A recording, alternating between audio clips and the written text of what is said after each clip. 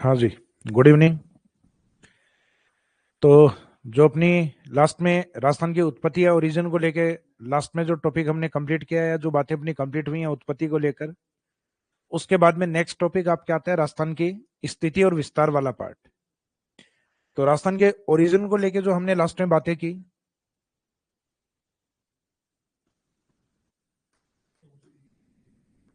Origin of Rajasthan,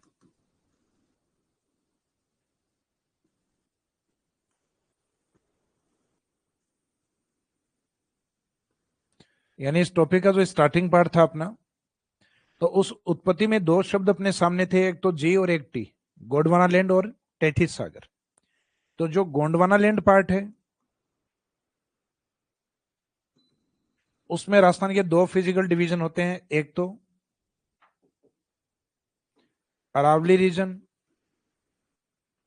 और एक दूसरा इसमें आता है हाड़ौती रीजन। फिर दूसरा पार्ट है इसमें टेथिस सी, टेथिस सागर,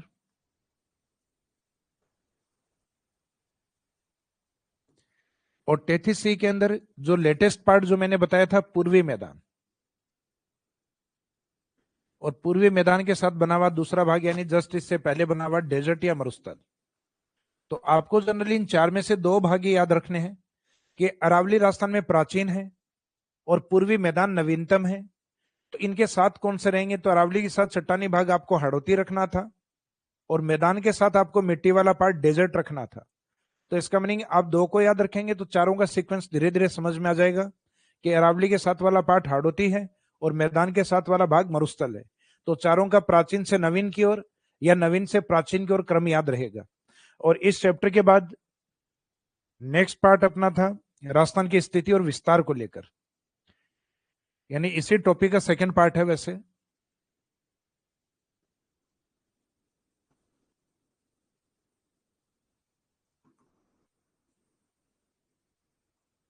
राजस्थान की स्थिति यानी लोकेशन को लेकर और राजस्थान के एक्सटेंशन यानी विस्तार को लेकर। तो राजस्थान के लोकेशन को लेकर हम जब बात करते हैं, इसमें दो इंपॉर्टेंट पॉइंट हैं, जिसमें एक लेटीट्यूड यानी अक्षांश और दूसरा होता है लॉन्गिट्यूड या देशांतर। जबकि विस्तार वाला जो पॉइंट है, विस्तार में जैसा ही कल अपन ने डिस्कस किया था कि विस्तार में अपने को एक पॉइंट जिसपे एरिया पे अपने को बात करनी होती है, जिसमें से एक पॉइंट अपना एरिया या क्षेत्रफल है। जिसके पास एरिया होता है उसकी एक अपनी निश्चित आकृति होती है, यानी अपना एक आकार होता है, और जिसके पास आकार होता है उसके चारों ओर उसकी अपनी एक सीमा होती है, यानी बाउंड्री होती है। जो राजस्थान के दो तरीके से है, एक पाकिस्तान की सीमा जो इंटरनेशनल बाउंड्री है, और एक अपने पड़ोसी राज्यों की सीमा जो इंटर स्टेट बाउंड्री है, अर्थात अंतरराष्ट्रीय और अंतरराज्यीय सीमा। तो यहां तक कल अपना ये पार्ट कंप्लीट हो गया था और आज स्टार्ट करेंगे हम राजस्थान की स्थिति। उससे पहले आपके कुछ कमेंट्स वगैरह हैं? तो कमेंट्स में अभी तक कोई ऐसा कोई कमेंट नहीं है। Sakshi Sharma good evening, good evening. तो जो टीचर्स की तैयारी कर रहे हैं या भविष्य में जिनका टीचर बनना एक टारगेट है, उनका एक सपना है, उनका एक लक्ष्य है, तो उन सभी भावी शिक्षकों को मेरी तरफ से आज शिक्षक दिवस की हार्दिक शुभकामनाएं। तो आप अपनी तैयारी में मेहनत, लगन और एक कंटिन्यूटी के साथ लगे रहें, ताकि एग्जाम आते टाइम, यानी जब भी एग्जाम आता है तो अपने को एक बार तो यूं लगता है कि बहुत लंबा टाइम है सर, अभी तो 6-7 महीने बाद है, लेकिन ये कंटिन्यूटी अगर आपकी रही तो इसका मीनिंग आप में कॉन्फिडेंस टाइम के साथ और बढ़ जाएगा। और आप ये सोचते रहे कि अभी तो टाइम है सर, हम पढ़ लेंगे, अभी तो 6 महीने बचे हैं, फिर महीने भर बाद में यूं लगेगा अब भी 5 महीने बचे हैं, और फिर बिल्कुल नजदीक आ जाएंगे तो 2 महीने, उस टाइम बाद में अपन सोचेंगे अब अगली भर्ती कब आएगी वो बताओ सर। तो मीनिंग ये है कि जब भी कोई वैकेंसी होती है तो अपने को उचित समय पढ़ाई करना स्टार्ट कर देना चाहिए। अगर आपकी एज उस एलिजिबिलिटी या योग्यता के अंदर आ गई है तो हमें कंटिन्यूस वो काम करना चाहिए। तो हम अब स्टार्ट करते हैं इसके आगे का पार्ट, यानी ये बातें अपनी जो कल कंप्लीट हो गई थी उसके बाद में राजस्थान की लोकेशन को लेके अगर हम यानी स्थिति को लेके जब हम बात करते हैं तब हमें 2 पॉइंट कवर करने होते हैं, एक तो अक्षांश और एक देशांतर। यानी इसमें फर्स्ट पॉइंट रहेगा अपना राजस्थान की उत्पत्ति के बाद में स्थिति वाला पार्ट, मीनिंग है लोकेशन ऑफ राजस्थान को लेके। लोकेशन ऑफ राजस्थान के जो पॉइंट है वो हमने 2 टारगेट किए हुए हैं। राजस्थान की स्थिति में 2 पॉइंट टारगेट है अपने, एक तो लेटीट्यूड अक्षांश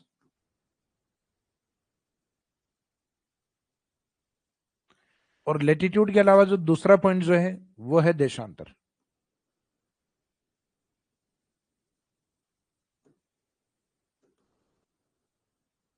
लॉन्गिट्यूड। तो ये लेटीट्यूड और लॉन्गिट्यूड वाला जो पार्ट है इसमें जो अक्षांश वाला जो पॉइंट है अपने लिए, यानी जो लेटीट्यूड वाला है उसमें जो मेन लेटीट्यूड लाइन मानी जाती है वो होती है 0 डिग्री। जैसे देशांतर है तो देशांतर में भी जो मेन है वो 0 डिग्री है। वो 0 डिग्री देशांतर होती है, जीएमटी लाइन होती है, ग्रीनविच मीन टाइम। और यहां जो 0 डिग्री होती है उसको हम कहते हैं इक्वेटर लाइन यानी भूमध्य रेखा।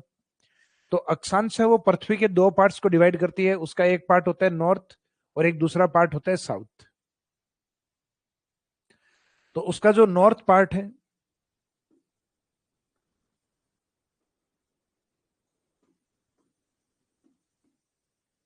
यानी जो नॉर्थ पार्ट है उसमें इंडिया स्थित है, तो हम इसमें आते हैं नदर्न हेमिस्फीयर में। नदर्न हेमिस्फीयर का मीनिंग है उत्तरी गोलार्ध।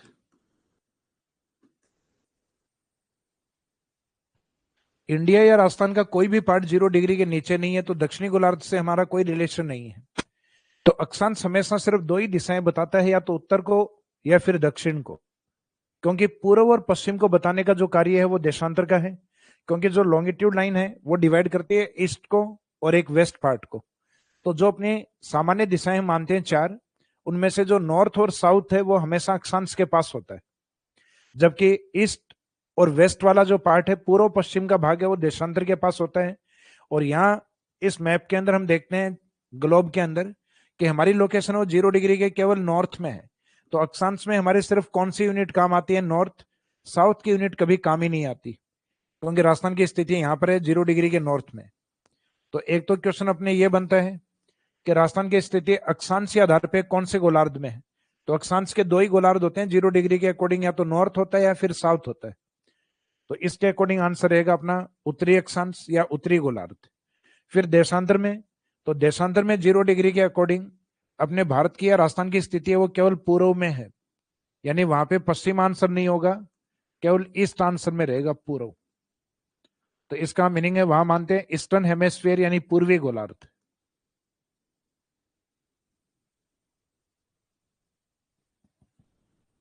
तो राजस्थान देशांतरों के आधार पर कौन से गोलार्ध में है? तो यहां आंसर रहेगा पूर्वी गोलार्ध में।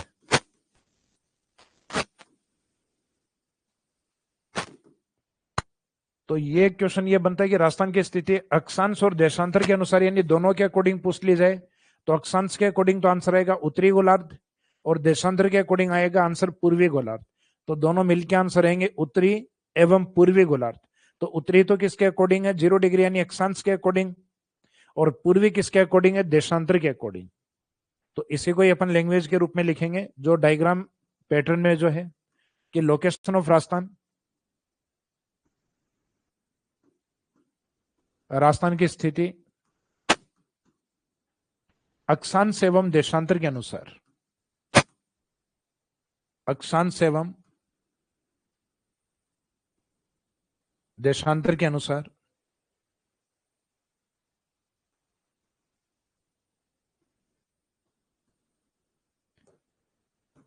तो location of Rajasthan according to latitudes and longitudes.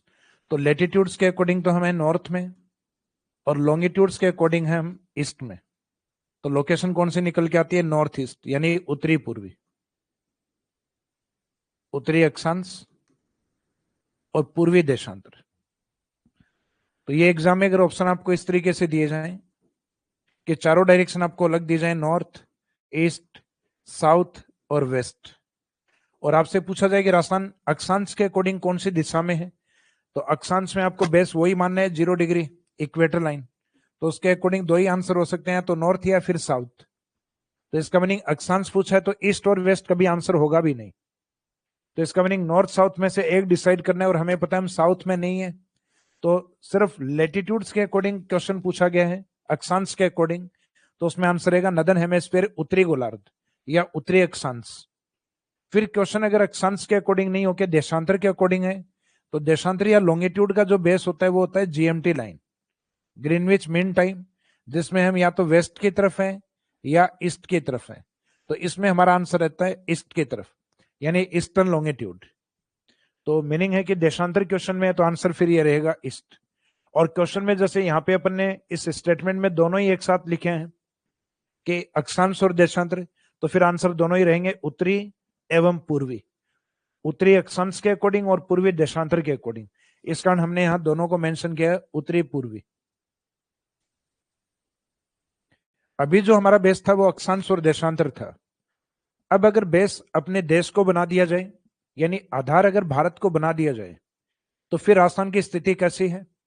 तो इंडिया के मैप में आपने राजस्थान को देखा है, और राजस्थान को देखा है तो आपको अच्छे से पता है कि राजस्थान की जो लोकेशन है वो इंडिया में कहां पर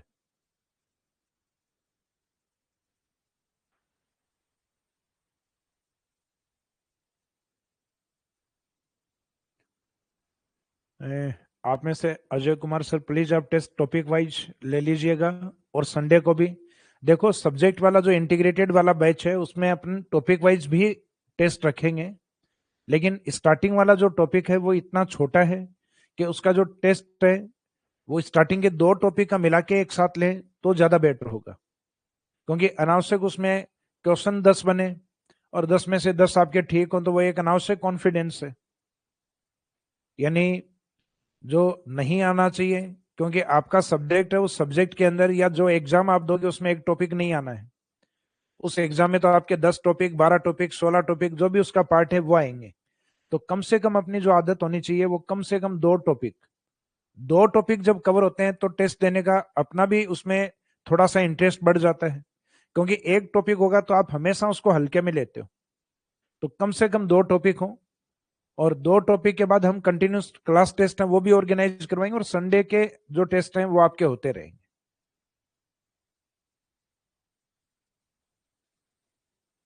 हाँ, जहां टॉपिक आपका बड़ा होगा, जैसे फिजिकल डिवीजन भौतिक प्रदेश एक बड़ा टॉपिक है, तो वहां टॉपिक कंप्लीट होते ही अपन टेस्ट वहां ले लेंगे, लेकिन जहां छोटे टॉपिक हैं वहां क्वेश्चन की पॉसिबिलिटीज कम बनती हैं फिर, तो छोटे टॉपिक में मेरा मानना यही है कि छोटे टॉपिक में टेस्ट नहीं, वहां दो कम से कम टॉपिक मिला के हम टेस्ट लें।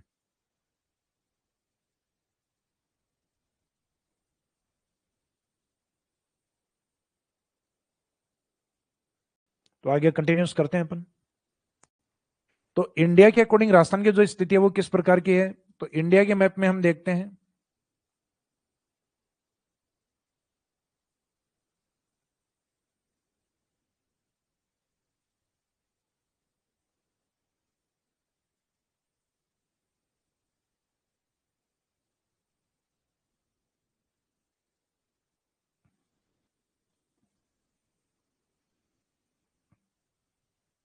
तो इंडिया के नॉर्थ वेस्ट पार्ट में आते हैं अपन, उत्तरी पश्चिमी भाग में।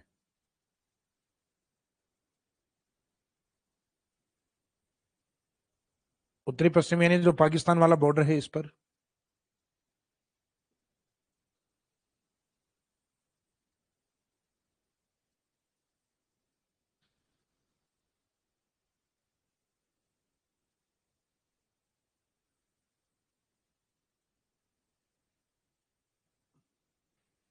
तो इंडिया का जो मैप है उस इंडिया के मैप में हम देखते हैं कि राजस्थान की जो लोकेशन है वो इंडिया के नॉर्थ वेस्ट पार्ट में है, उत्तरी पश्चिमी भाग में ये लोकेशन आती है राजस्थान के पास।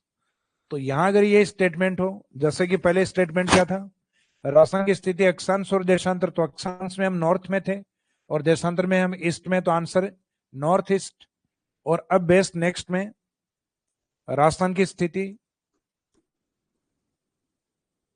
राजस्थान की स्थिति भारत के अनुसार, तो इसका मीनिंग इस बार बेस अपना क्या हो गया, इंडिया या भारत? भारत के अनुसार।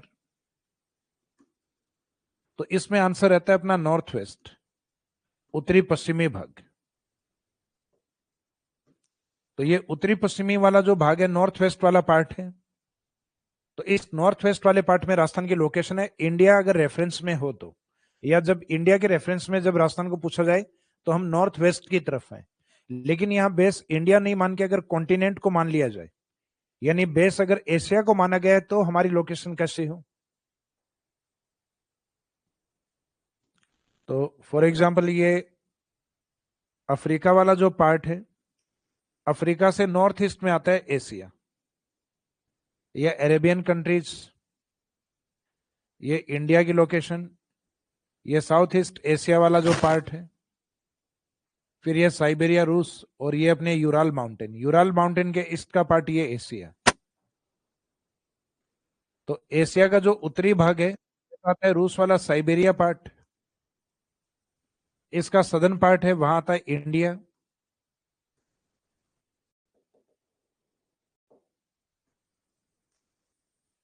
इसका ईस्ट वाला पार्ट है जहां चाइना और जापान वाला पार्ट, और वेस्टर्न पार्ट है जो मिडिल ईस्ट वाले, यानी जो मध्य और पूर्वी एशिया वाले कुछ राष्ट्र आते हैं अपने। तो इस तरीके से एशिया का डिवाइडेशन अगर आप करें तो अपने इंडिया की जो लोकेशन आती है वो आती है साउथ एशिया के अंदर। अब एशिया में भी इंडिया के दो पार्ट हैं, एक तो एशिया के साउथ ईस्ट वाला इंडिया और एक साउथ वेस्ट वाला इंडिया। तो अपना जो साउथ वेस्ट वाला जो पार्ट है उस पे कहीं ना कहीं राजस्थान है। अगर एशिया की लोकेशन में एक डायरेक्शन दी हुई है तब तो आंसर रहेगा कि हम साउथ एशिया में हैं, क्योंकि जहां इंडिया है वहीं राजस्थान है।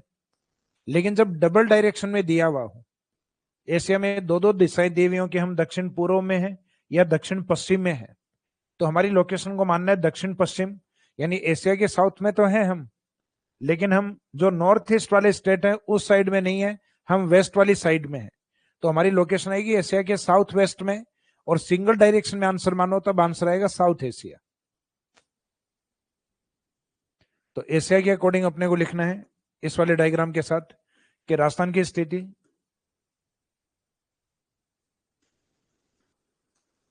लोकेशन ऑफ राजस्थान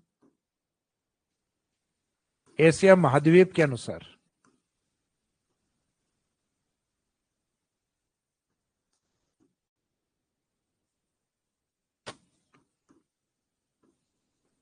एशिया महाद्वीप के अनुसार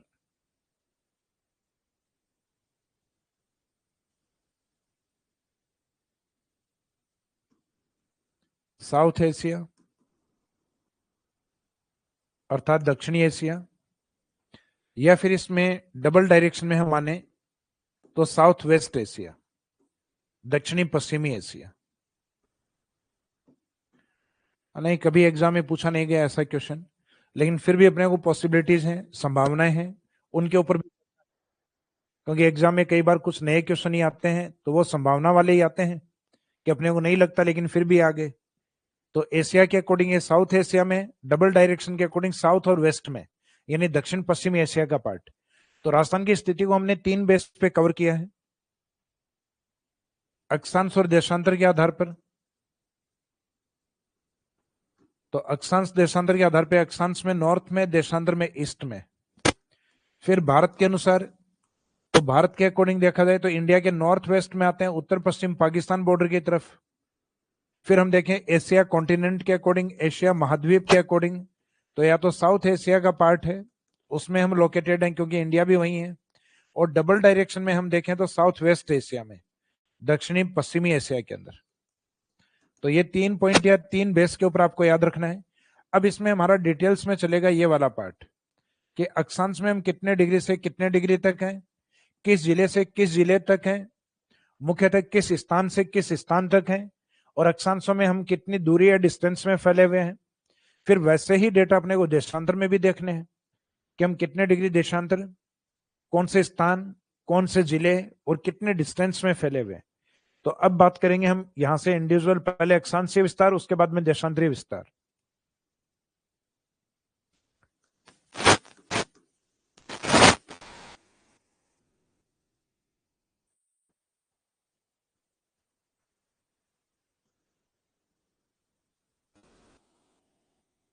राजस्थान की अक्षांशीय स्थिति,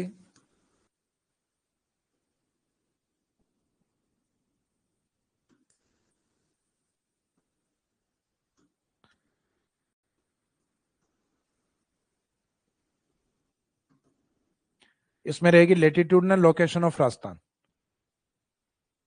latitudinal location of Rajasthan, Rajasthan की अक्षांशीय स्थिति। तो अक्षांशीय स्थिति का मीनिंग ये है कि हमें राजस्थान की वो लोकेशन कंसिडर करनी है जो इसके साउथ और नॉर्थ में है, क्योंकि अक्षांश हमेशा साउथ और नॉर्थ के बारे में बताते हैं।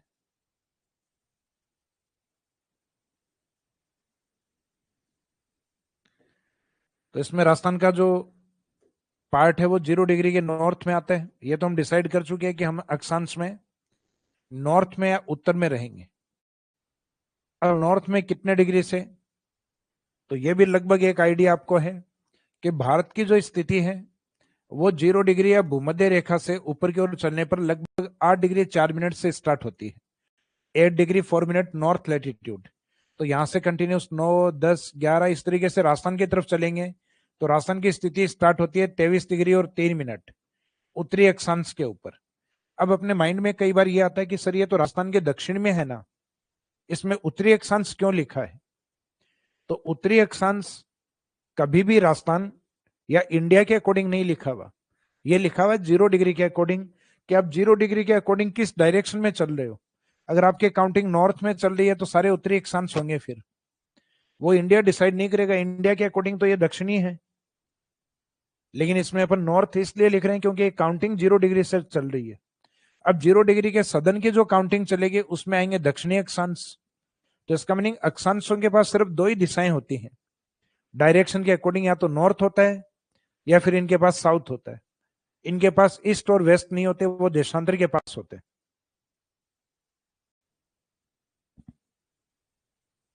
तो राजस्थान तक आते आते लगभग कितने डिग्री क्रॉस हो चुके, तो एक तो वो डेटा यहां लिखना है अपने को, लगभग 23 डिग्री और 3 मिनट उत्तरी अक्षांश। अब इस उत्तरी अक्षांश की जो लोकेशन है वो अपने राजस्थान के बांसवाड़ा में,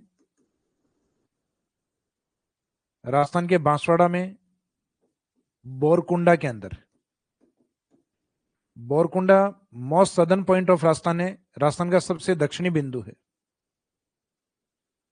जो पहले तो अपन मानते थे यहाँ एक तहसील थी अपने, जो राजस्थान के अंदर एकीकरण में एक प्रमुख ठिकाना भी था कुशलगढ़, लेकिन वर्तमान में अब यहाँ एक नई तहसील आती है सज्जनगढ़। हालांकि सज्जनगढ़ एक पहाड़ी भी है, वो अपने उदयपुर में है। तो ये अगर सही मैप में आप देखोगे तो वास्तव में ये लोकेशन सज्जनगढ़ में आ रही है, जबकि पुराने डेटाज के अकॉर्डिंग ये कुशलगढ़ का पार्ट दिखता है अपने को। तो ये वाला पार्ट जो बोरकुंडा बांसवाड़ा है, यहां से स्टार्ट होकर हम कंटिन्यूस ऊपर की ओर चलेंगे 24, 25, 26 और राजस्थान के नॉर्थ तक पहुंचते पहुंचते गंगानगर कोणा विलेज तक ये वैल्यू हो जाती है 30 डिग्री और 12 मिनट उत्तरी अक्षांश। तो इकाई तो दोनों में सेम ही लगानी है, उत्तरी अक्षांश और उत्तरी अक्षांश, क्योंकि काउंटिंग 0 डिग्री के नॉर्थ के काउंटिंग है, इसका दोनों में उत्तरी अक्षांश। अब ये जो विलेज है ये आता है कोणा विलेज, कोणा गांव, कोणा गांव श्री गंगानगर।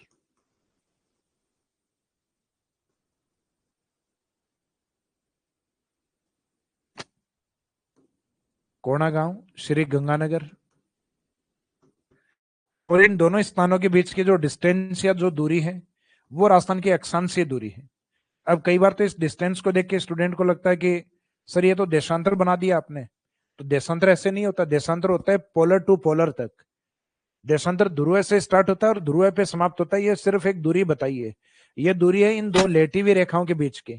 तो इसका मीनिंग सीधी लाइन खींचने मीनिंग देशांतर नहीं है, यहाँ दो स्थानों के बीच की दूरी भी हो सकती है। तो ये नॉर्थ और साउथ के बीच की जो डिस्टेंस है ये राजस्थान में अक्षांशीय दूरी अपने 826 किलोमीटर।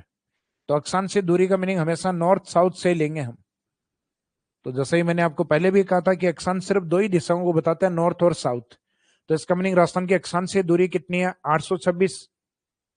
तो इसका मीनिंग अक्षांशीय दूरी है, इसका मीनिंग है नॉर्थ और साउथ के बीच की डिस्टेंस है। तो इसको डायरेक्शन के अकॉर्डिंग भी पूछ सकते हैं कि राजस्थान के उत्तर दक्षिण की दूरी कितनी है। तो उत्तर दक्षिण की दूरी का मीनिंग अक्षांशीय दूरी।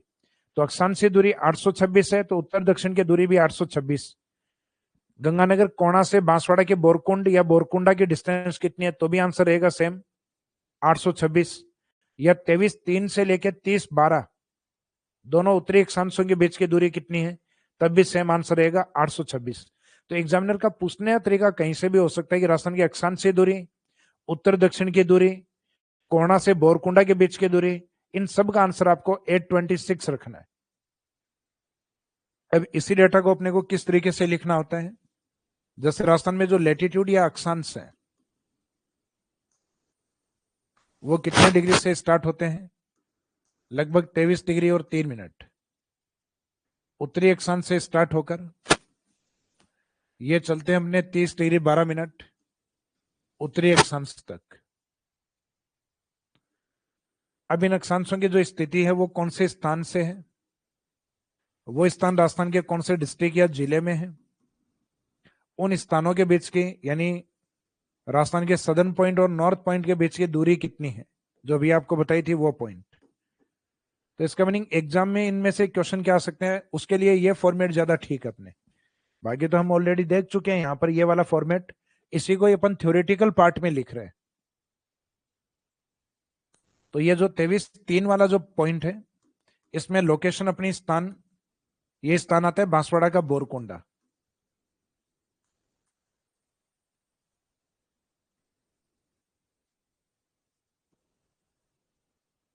बोरकुंडा डिस्ट्रिक्ट रहेगा इसमें बांसवाड़ा।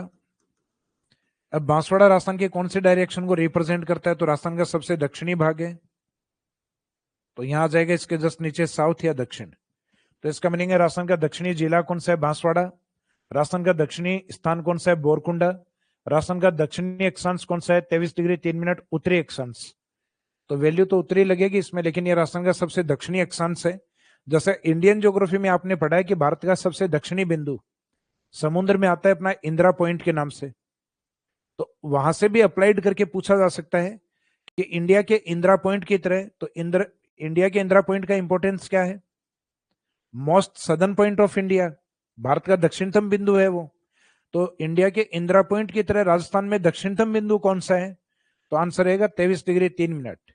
कौन से स्थान पर है, बोरकुंडा। किस जिले में है, बांसवाड़ा। और कितने डिग्री पर है, तो 23 डिग्री 3 मिनट। तो वो राजस्थान का दक्षिणी जिला बांसवाड़ा, दक्षिणी स्थान बोरकुंडा, दक्षिणी अक्षांश 23 डिग्री 3 मिनट। यहां से लेकर राजस्थान का विस्तार है 31 डिग्री 12 मिनट, कोणा विलेज, कोणा विलेज या कोणा गांव। और ये राजस्थान के कौन से डिस्ट्रिक्ट में आता है, श्री गंगानगर। और इसके जो डायरेक्शन है वो राजस्थान के उत्तर में, और उत्तर और दक्षिण के बीच की जो डिस्टेंस या जो दूरी होती है ये होती है 826 किलोमीटर यानी 826 किलोमीटर। अब एग्जामिनर आपसे पूछेगा राजस्थान के उत्तर दक्षिण की दूरी, तो आंसर 826। राजस्थान में 23-3 और 30-12 के बीच के डिस्टेंस, तो भी आंसर 826। बोरकुंडा से कोणा के बीच की दूरी 826। राजस्थान की अक्षांशीय दूरी, तो अक्षांशीय दूरी का मीनिंग वही होता है नॉर्थ और साउथ के बीच की दूरी 826। तो इसका मीनिंग है कि ये वाली जो डिस्टेंस है ये इन सब पॉइंट्स और इन सब पॉइंट्स के बीच की, यानी ये जो डिफरेंट साइड में लिखे हुए हैं इनके बीच की डिस्टेंस ये पूरी क्या है, 826 किलोमीटर। तो यहां तक किसी को डाउट,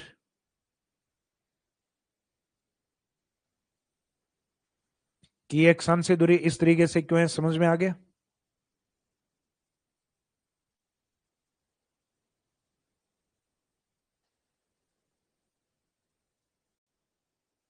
आप लोगों के कमेंट नहीं आते तो मैं समझ आता हूं कि समझ में आ रहा है आप लोगों को।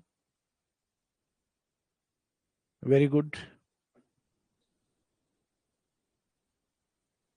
हालांकि समझ में आए तब तक कमेंट करना भी नहीं है। जो कुछ चीजें टफ लगे, समझ में नहीं आए, वहां कमेंट कर देना है कि ये सर एक बार वापस रिपीट करो, समझ में नहीं आ रहा। तो हम आगे कंटिन्यू चलते हैं इसमें। तो राजस्थान की अक्षांशीय स्थिति हमें समझ में आ गई। अब इसके अक्षांशीय स्थिति को लेकर कुछ अप्लाइड क्वेश्चन बनते हैं। वो अप्लाइड क्वेश्चन क्या बन सकते हैं उनके ऊपर बात करते हैं। एक तो राजस्थान में अक्षांश विस्तार कितने डिग्री में फैला हुआ है एंड राजस्थान कितने अक्षांशों में है। फिर कोई इंपोर्टेंट अक्षांश राजस्थान से रिलेवेंट हो, जैसे कर्क रेखा है, ट्रॉपिक ऑफ कैंसर, तो उस अक्षांश के बारे में अपने को चर्चा करनी है। फिर अक्षांश रेखाओं को स्पेसिफिक हम क्लाइमेट लाइन के रूप में जलवायु रेखाओं के रूप में डिफाइन करते हैं। तो ये 2-3 पॉइंट अक्षांशों के बारे में बचे हुए हैं, तो वो हम इसमें कवर करेंगे।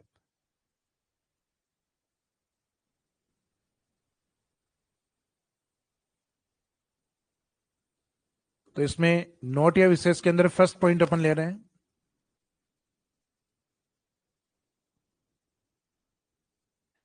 राजस्थान का जो नॉर्थ और साउथ वाला जो पॉइंट है, इन दोनों के बीच का जो डिफरेंस या अंतर जो होता है, दक्षिण और उत्तर के बीच का अंतर, तो सदर्न पॉइंट कितने पे था अपना, 23 डिग्री और 3 मिनट, और ये जो अपर पॉइंट यानी ऊपर की तरफ था वो 30 डिग्री और 12 मिनट। अब अगर आपको इनमें से कोई घटाने के लिए बोले तो 12 में से 3 को घटाएंगे कितना आएगा, 9 मिनट, और 30 डिग्री में से 23 को घटाएंगे कितना आएगा, 60 डिग्री। तो राजस्थान लगभग कितने डिग्री अक्षांशों में फैला हुआ है, सिंपल पूछा जाए। एक तो ये पूछा जाए अक्षांशीय स्थिति कौन सी है, तब तो अपने को बताना है 23-3 से और 30-12 तक, उत्तरी अक्षांश से लेके उत्तरी अक्षांश तक। और एक सिंपल दोनों अक्षांशों के बारे में आपको गैप के बारे में पूछ लिया जाए तो वो गैप आता है 60 डिग्री 9 मिनट। और गैप के अंदर कभी डायरेक्शन यूज नहीं होती है। जब भी किन्हीं दो अक्षांश या दो देशांतरों का गैप आप जब निकालें तो उन गैप के साथ में कोई भी डायरेक्शन यूज नहीं करनी है कभी। तो इसमें डायरेक्शन यूज नहीं करेंगे अपन। तो नोट या विशेष में फर्स्ट पॉइंट है 60 डिग्री 9 मिनट। अक्षांशों में राजस्थान का विस्तार है, अक्षांशों में राजस्थान का विस्तार है। तो मीनिंग क्वेश्चन ये है कि राजस्थान का जो अक्षांशीय विस्तार है वो कितने अक्षांशों में है, तो आंसर आ जाएगा 60 डिग्री और 9 मिनट अक्षांश में। फिर दूसरा पॉइंट आपका यहां आता है,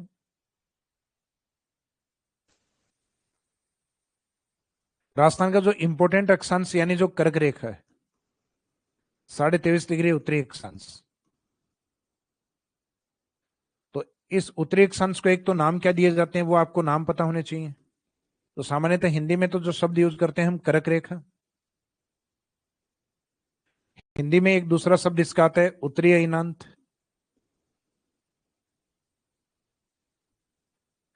यानी ये उत्तर में वो रेखा मानी जाती है जहां अयन या सूर्य का अंत होता है, समाप्त होता है। और सूर्य उत्तरी गोलार्ध में वहीं तक आ सकता है जहां तक पृथ्वी अपने एक्सिस पॉइंट पे झुकी हुई है। तो जैसा कि आप लोगों को ध्यान है पृथ्वी अपने एक्सिस पॉइंट पे 23.5 डिग्री झुकी हुई है। तो इसका मीनिंग ये हुआ कि पृथ्वी जितनी झुकी हुई होगी सूर्य की किरणें वहां तक सीधी आती हैं। तो उत्तरी गोलार्ध में जहां तक सूर्य सीधा आता है तो इसको कहा जाता है नदन सोलस्टाइस, उत्तरी अयनांत। यानी जहां तक सूर्य की किरणों का अंत होता है उत्तर में उसको कहते हैं उत्तरी अयनांत। तो सूर्य की किरणों का अंत या समापन वहां होगा जितनी पृथ्वी झुकी हुई होगी।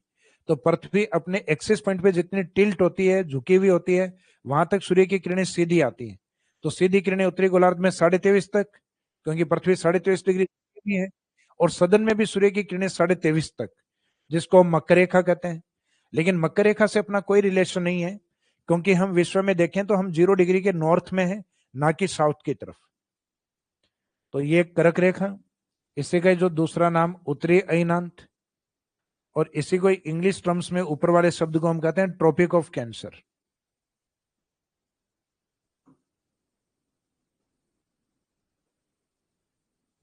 तो ट्रॉपिक ऑफ कैंसर ये बड़ा सामान्य सा शब्द हो गया आजकल। तो जरूरी नहीं आपको एग्जाम में कर्क रेखा ही दिया जाए, ये इंग्लिश वाला शब्द हिंदी में लिख के दिया जा सकता है। ये इस तरीके से लिख देंगे ट्रॉपिक ऑफ कैंसर।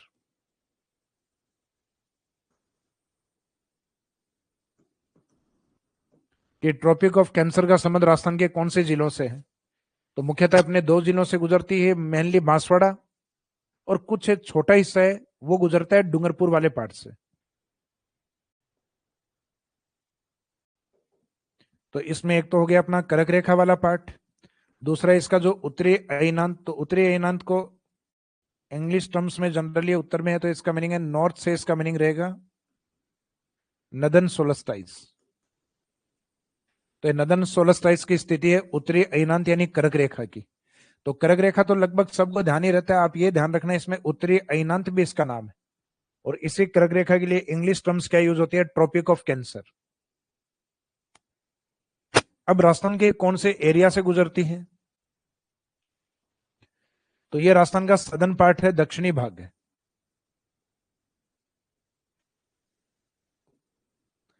जो 0 डिग्री अब भूमध्य रेखा के नॉर्थ में आता है, तो ये तो अपने को ध्यान है कि राजस्थान का जो सदर्न पॉइंट है वो 23 डिग्री और 3 मिनट से स्टार्ट होता है, जबकि कर्क रेखा होती है 23 डिग्री और 30 मिनट। तो 30 मिनट तो 3 मिनट के बाद ही आएंगे अपने। तो ये 23 डिग्री 3 मिनट है, और इस 3 के आगे उधर 0 लगाओगे आप, तब ये 30 बनेगा। तो ये थोड़ा सा ऊपर स्थित है, जैसे फॉर एग्जाम्पल यहां पर।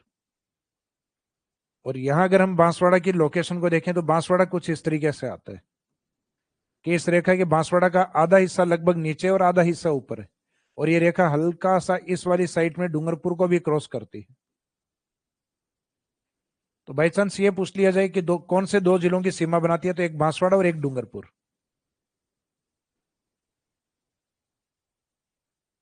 सिंपल क्वेश्चन पूछा जाए कि मोस्टली किस जिले से गुजरती है, या अधिकांश एरिया इसका किस जिले में है, तो अधिकांश हिस्सा बांसवाड़ा की तरफ है। तो ये जो लोकेशन होती है, ये होती है अपनी 23.5 डिग्री उत्तरी अक्षांश, क्योंकि 0 डिग्री के नॉर्थ वाले अक्षांश चल रहे हैं, तो इसमें भी उत्तरी अक्षांश ही रहेगा। और इसी 23.5 डिग्री उत्तरी अक्षांश को हम कहते हैं कर्क रेखा, जिसके राजस्थान में डिस्टेंस इन राजस्थान, इसके राजस्थान में डिस्टेंस या राजस्थान में दूरी कितनी है।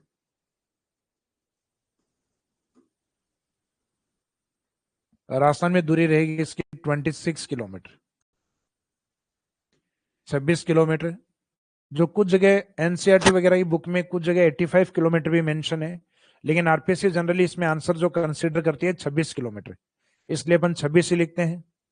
और बाई चांस दूसरा ऑप्शन अगर आप लिखना चाहो ब्रैकेट में लिख सकते हो 85 किलोमीटर, लेकिन प्रायोरिटी में यही रखना है। तो राजस्थान में दूरी किसको, कर्क रेखा को लेकर। तो tropic of cancer, distance in Rajasthan 26 kilometre. अब बांसवाड़ा में इसके निकटतम एक सिटी माना गया, सिटी का नाम है कुशलगढ़। देखो किनारे पे इसके बहुत सारे गांव भी आते हैं, स्थान भी आते हैं, डिस्ट्रिक्ट भी आते हैं, लेकिन सिटी अपने आप में एक ऐसा कॉन्सेप्ट है कि जिसका एक मीनिंग निकलता है। तो सिटी के तौर पे हमने जो बोला है, तो इसमें बड़ा सोच समझ गया, ज्योग्राफी के अकॉर्डिंग बोला गया इसमें। तो इसके नियरेस्ट सिटी के रूप में किसको कंसिडर किया जाता है, कुशलगढ़ को। कुशलगढ़ इसका निकटतम शहर।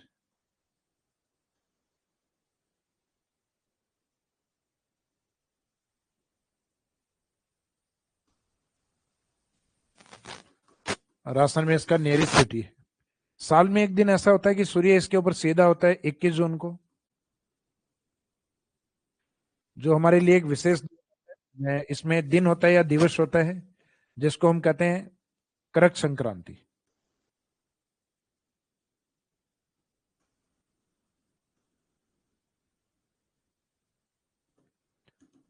करक संक्रांति दिवस।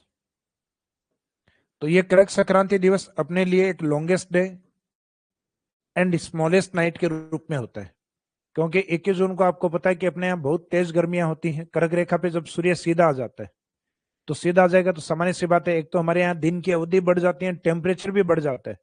तो ये हमारे लिए longest day and smallest night, सबसे बड़ा दिन होता है और एक सबसे छोटी रात होती है। देखो वैसे पूरे दिन में देखा जाए तो पूरे दिन में तो वही 24 घंटे होते हैं, पूरे 12 महीने। तो इसका मीनिंग है कि फर्क आता है दिन की रोशनी में और रात्रि के समय में।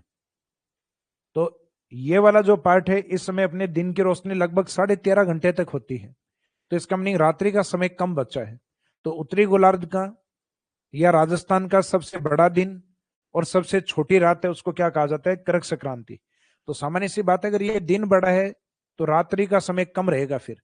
तो इस कारण इसको कहा गया longest day and smallest night, सबसे बड़ा दिन और सबसे छोटी रात। तो करक संक्रांति दिवस किसको माना जाता है, तो करक संक्रांति जब सूर्य करक रेखा पे होता है, तो उस दिवस को माना जाता है 21 जून को। इसके बिल्कुल 6 महीने बाद सूर्य मकर रेखा पर होता है। तो जब मकर रेखा पे होता है तो वो हमारे लिए विंटर वाली कंडीशन होती है, इस कारण हम उसको कहते हैं विंटर सोलस्टाइस, यानी मकर संक्रांति। तो ये वाली करक संक्रांति को इंग्लिश टर्म्स में ये गर्मियों का टाइम पीरियड है, इस कारण समर के नाम से जानते हैं इसको।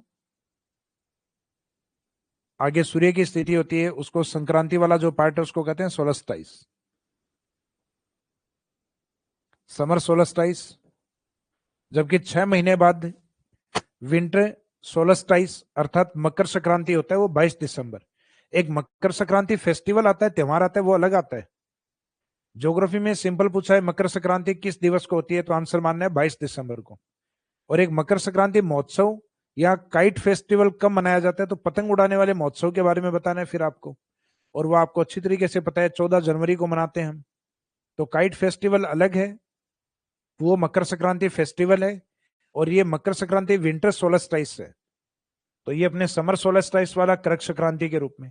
तो अब यहाँ कुछ एक डिटेल्स हैं जिनके बारे में अपने को पता होना चाहिए कि जो कर्क रेखा यानी 23.5 डिग्री जो है वो हमारे लिए नॉर्थ लेटीट्यूड वाली है, वो अपने लिए कर्क रेखा। Tropic of cancer line,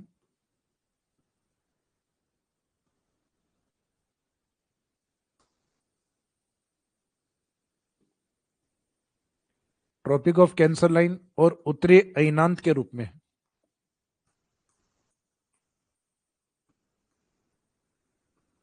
Rajasthan के कितने जिलों से गुजरती है, तो 23.5 डिग्री उत्तरी अक्षांश मुख्यतः बांसवाड़ा।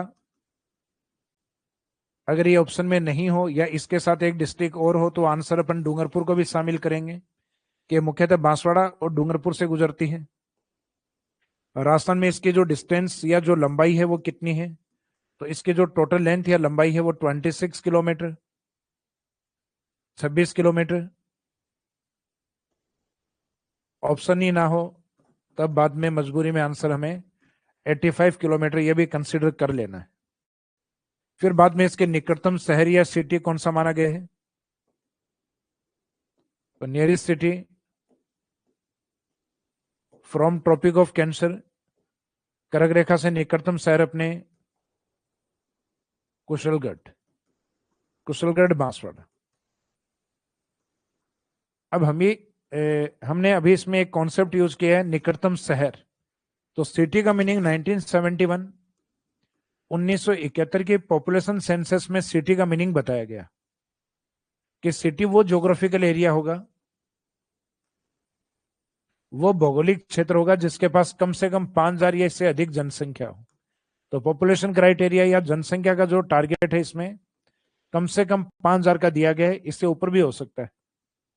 फिर सिटी के बाद में इसमें जो कॉन्सेप्ट आता है,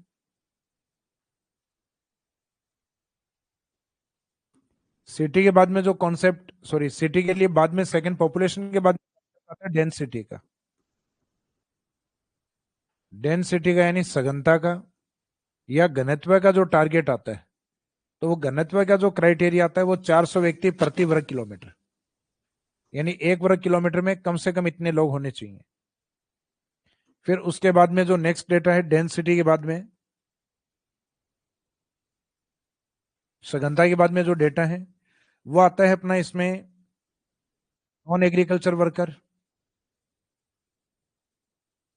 जैसे ग्रामीण क्षेत्र है वहां एग्रीकल्चर वर्कर होते हैं यानी कृषि श्रमिक होते हैं, यानी जो कृषि क्षेत्र में काम करते हैं। जबकि शहरी क्षेत्र में अधिकांश लोग हैं वो नॉन एग्रीकल्चर वर्कर होते हैं, यानी या तो सर्विस सेक्टर में काम करते हैं या इंडस्ट्रीज में काम करते हैं, लेकिन खेतों में काम नहीं करते। लेकिन कुछ निकटतम ऐसे लोग हैं जो शहर में बसे हुए हैं लेकिन गांव में अपने खेतों को भी संभालते हैं। तो ऐसों के लिए कुछ एक क्राइटेरिया इसमें रखा गया है कि निकटतम जो लोग हैं वो शहरी क्षेत्रों में भी शिफ्ट हो सकते हैं, गांव में जाके अपनी कृषि भी संभाल सकते हैं।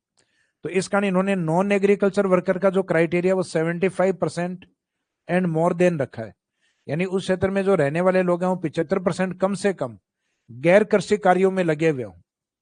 75% कम से कम या इससे भी अधिक नॉन एग्रीकल्चर वर्कर होने चाहिए, यानी कृषि कार्य में नहीं लगे हुए हों, गैर कृषि कार्य में, यानी गैर कृषि श्रमिक, नॉन एग्रीकल्चर वर्कर। फिर उस एरिया में अपने जो सिविक बॉडी यानी शहरी जो निकाय होते हैं,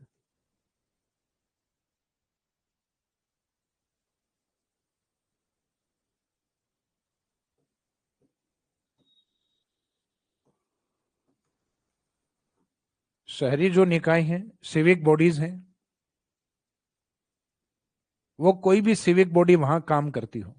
सिविक बॉडी का मीनिंग आपको पता है कि अपने स्थानीय जो प्रशासनिक व्यवस्था है उसमें ग्रामीण क्षेत्र में अपने ग्राम पंचायत, पंचायत समिति, जिला परिषद, वैसे अपने शहरी क्षेत्रों में नगर पालिका, नगर परिषद और नगर निगम, और कोई आर्मी कैंट एरिया तो भी चलेगा, जैसे दिल्ली कैंट है या सैनिक छावनी क्षेत्र है जैसे ब्यावर था, नसीराबाद है।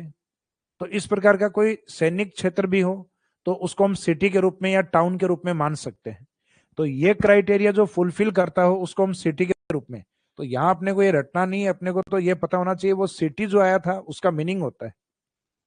तो राजस्थान में 2011 की जनगणना में 297 297 सिटी थे, उसमें एक कुशलगढ़ भी था। 2011 पॉपुलेशन सेंसस में राजस्थान में टोटल सिटी कितने थे? 297। तो सिटी का मीनिंग कभी जिले से नहीं होता। जिले तो हमारे 33 ही थे, अब बढ़ के 41 हुए हैं। तो इसका मीनिंग वो 297 जो थे वो सिटी वाले थे जो इस क्राइटेरिया को फुलफिल कर रहे थे। तो ये चीजें आपको पता होनी चाहिए कि कुशलगढ़ इसका निकटतम शहर है। तो शहर का मीनिंग अब आपको समझ में आ गया कि कुशलगढ़ के पास कौन कौन से कैरेक्टरिस्टिक्स या विशेषताएं हैं। मीनिंग है इसमें जो पॉपुलेशन है 5,000 से अधिक वाला क्राइटेरिया इसने क्रॉस किया हुआ है, 400 से अधिक डेंसिटी वाला एरिया, वहां कोई एक सिविक बॉडी है, एक नगरीय निकाय है, और साथ में वहां नॉन एग्रीकल्चर वर्कर, गैर कृषि कार्य में लगे हुए जो लोग हैं वो 75% से अधिक हैं। तो एक तो कृषि श्रमिक, एक गैर कृषि श्रमिक। गैर कृषि का मीनिंग होता है वो कृषि के अलावा अन्य सेक्टर में काम करते हैं। तो ये कर्क रेखा के बारे में इंपॉर्टेंट फैक्ट थे। अब इसका जो कर्क संक्रांति वाला कॉन्सेप्ट है वो ध्यान रखना है। जब कर्क रेखा पर सूर्य आता है तो वो अपने 21 जून को आता है समर के टाइम। इस कारण उसको इंग्लिश टर्म्स में हम क्या यूज करते हैं? Summer solstice. Summer solstice. तो यह उत्तरी गोलार्ध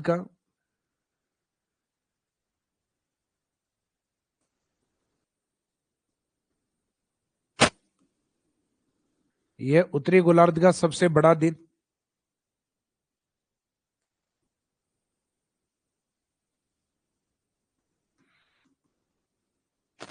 अब यहाँ उत्तरी गोलार्ध के साथ चाहे आप राजस्थान में मेंशन कर दो क्योंकि हम उत्तरी गोलार्ध में ही हैं, तो इसका मीनिंग राजस्थान का भी सबसे बड़ा दिन है। तो ये उत्तरी गोलार्ध या राजस्थान का सबसे बड़ा दिन एवं सबसे छोटी रात। सबसे छोटी रात है, सबसे छोटी रात जिसे करक संक्रांति कहा जाता है। तो सामान्य सा पॉइंट है कि ये सबसे बड़ा दिन है तो ये रात क्या रहेगी? फिर छोटी रहेगी। फिर इसी दिवस को, करक संक्रांति दिवस को, यानी 21 जून को 2015 से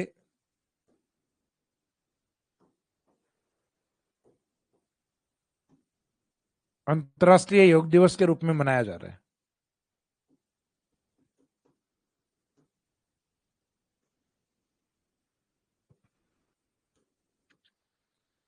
अंतर्राष्ट्रीय योग दिवस के रूप में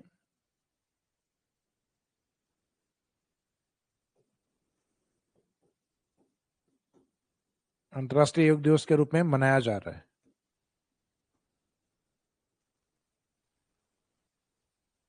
तो ये पॉइंट इसमें याद रखिएगा। और अंतर्राष्ट्रीय योग दिवस आपको पता है कि आजकल 21 जून है, ये तो आपको क्वेश्चन में ही देने लग गए हैं। आजकल इनकी थीम पूछने लग गए हैं। तो थीम के आधार पे लगभग अपने को जो करंट डेटा होते हैं उनके ऊपर डिपेंड होना होता है।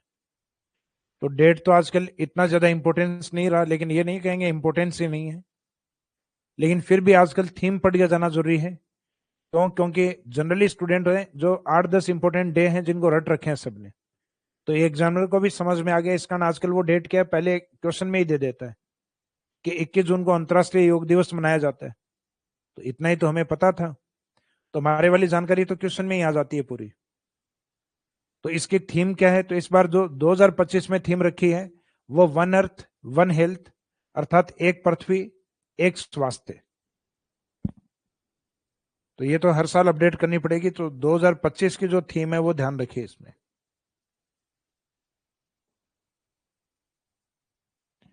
One earth one health.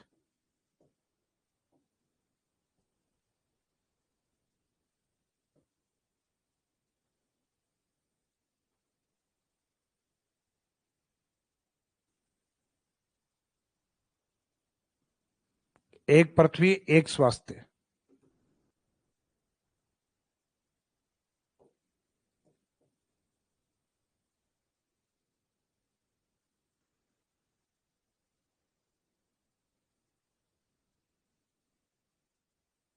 एक पृथ्वी और एक स्वास्थ्य।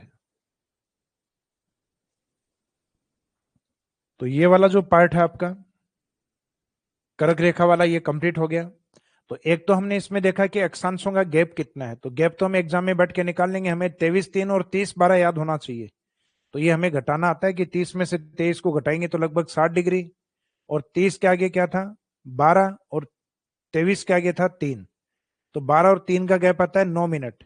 तो गैप आता है राजस्थान के लिए 60 डिग्री और 9 मिनट अक्षांशों का। तो अभी तक हमने जो नोट में कवर किए हैं वो 2 पॉइंट कवर किए हैं। एक तो अक्षांशों का गैप कवर किया है 60 डिग्री और 9 मिनट अक्षांशों में राजस्थान का विस्तार है, और एक इंपॉर्टेंट अक्षांश हमने कवर किया है 23.5 डिग्री उत्तरी अक्षांश, यानी हमने कर्क रेखा को कवर किया है। बाद में जो नेक्स्ट पॉइंट इसमें आता है कर्क रेखा के बाद, वो आता है अक्षांश रेखाओं को लेकर, कि जो अक्षांश रेखाएं होती हैं उनकी वैल्यू किसके रूप में होती है। तो अक्षांशों को जलवायु रेखाएं भी कहा जाता है।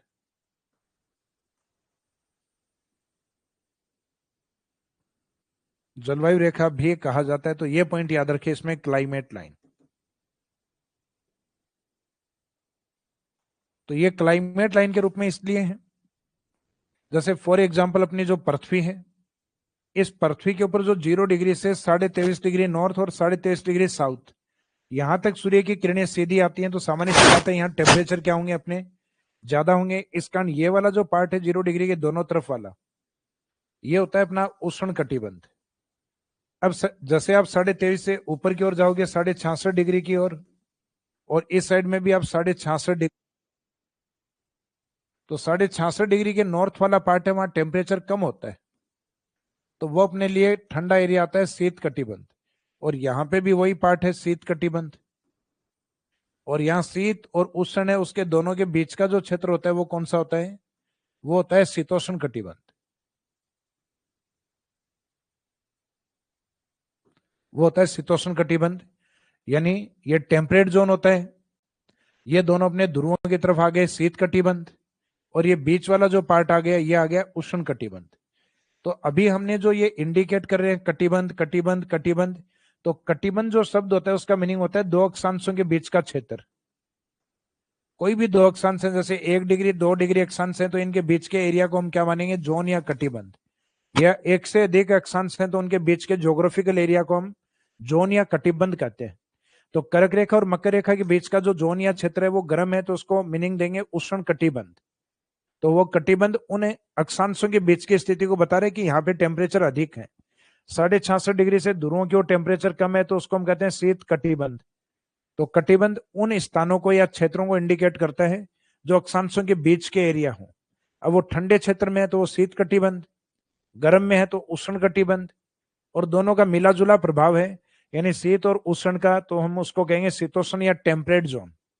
तो मीनिंग ये हुआ कि अक्षांश है वो क्लाइमेट को इंडिकेट करती है। तो आपके माइंड में क्वेश्चन आएगा सर देशांतर नहीं करते, तो बिल्कुल नहीं करते। कारण, तो कारण इसके पीछे ये है कि देशांतर जो नॉर्थ में स्टार्ट होगा ध्रुवों से, जैसे फॉर एग्जांपल हमने ये देशांतर यहाँ पे ड्रॉ किया, ये ध्रुवों से स्टार्ट हुआ 90 डिग्री नॉर्थ पोल से 90 डिग्री साउथ पोल तक, और ये मान लो कि ये 0 डिग्री देशांतर है। तो 0 डिग्री देशांतर ग्रीनविच जैसे ही स्टार्ट हुई ऊपर से, हमने पूछा जलवायु कैसी है, तो आंसर मिला शीत ठंडी जलवायु। फिर थोड़ी देर बाद में हमने पूछा यहाँ 45 डिग्री अक्षांश पे आते आते कि जलवायु कैसी है, तो फिर आंसर मिला शीतोष्ण कटिबंध, वैल्यू वही है 0 डिग्री। और फिर वही 0 डिग्री जब भूमध्य रेखा पर आई फिर पूछा जलवायु कैसी है, और हमें आंसर मिला उष्ण कटिबंध। तो इसका मीनिंग जो देशांतर रेखा होती है वो सभी कटिबंध या सभी जलवायु कटिबंधों को क्रॉस करती है, ऐसा एक नहीं, सभी देशांतर ऐसे ही करती है। यानी चाहे 2 डिग्री हो 3 डिग्री हो, पृथ्वी के पीछे वाले हिस्से तक 180 डिग्री तक ऐसा ही है। तो इसका मीनिंग है देशांतरों के ऊपर, एक ही देशांतर पे क्लाइमेट वेरिएशन बहुत ज्यादा होते हैं, इस कारण वो फिक्स क्लाइमेट को नहीं बता पाती, जबकि अक्षांशों में ऐसा नहीं होता। अक्षांशों में जैसे मैंने कहा कि 0 डिग्री अक्षांश भूमध्य रेखा की जलवायु बताओ, तो आप तुरंत कहोगे उष्ण कटिबंधीय है। आपसे पूछा 80 डिग्री या 90 डिग्री की जलवायु बताओ अक्षांशों में, तो आप बताओगे ध्रुवों पे है, शीत कटिबंध है। आपसे पूछा गया कि जो 45 या 60 डिग्री के आसपास के अक्षांश हैं, तो आप कहोगे ये तो 23 और 66.5 के बीच वाला पार्ट है, तो लगभग टेम्परेट या शीतोष्ण कटिबंधीय जलवायु है। तो मीनिंग अक्षांश पे आप जलवायु तुरंत बता देते हैं। तो इस कारण latitude lines are known as climate line. इस कारण लेटिव रेखाएं, अक्षांश रेखाओं को जलवायु रेखाएं कहा जाता है, जबकि देशांतर रेखाओं के लिए शब्द अलग यूज होता है। उनको टाइम और डेट के लिए बनाया जाता है, यानी उनको समय और तिथि रेखा का दर्जा दिया जाता है देशांतरों को, ना कि जलवायु रेखाओं का। तो एक लास्ट में इसीलिए हमने लिखा है कि अक्षांशों को जलवायु रेखाएं कहा जाता है, जलवायु रेखा कहा जाता है।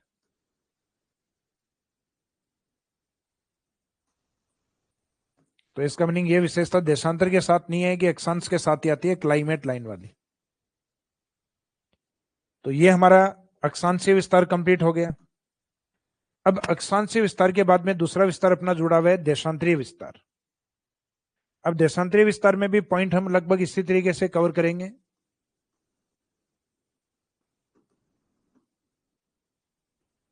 राजस्थान का देशांतरीय विस्तार,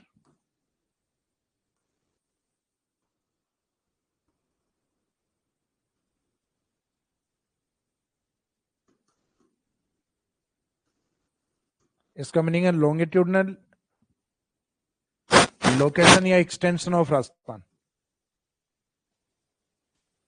अक्षांशीय विस्तार या अक्षांशीय स्थिति, तो इसमें लॉन्गिट्यूडनल लोकेशन या लॉन्गिट्यूडनल एक्सटेंशन ऑफ राजस्थान। तो इसका मीनिंग ये लिया जाता है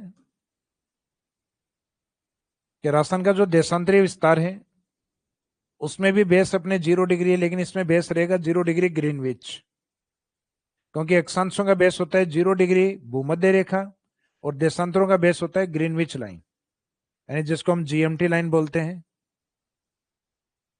ग्रीनविच मीन टाइम लाइन।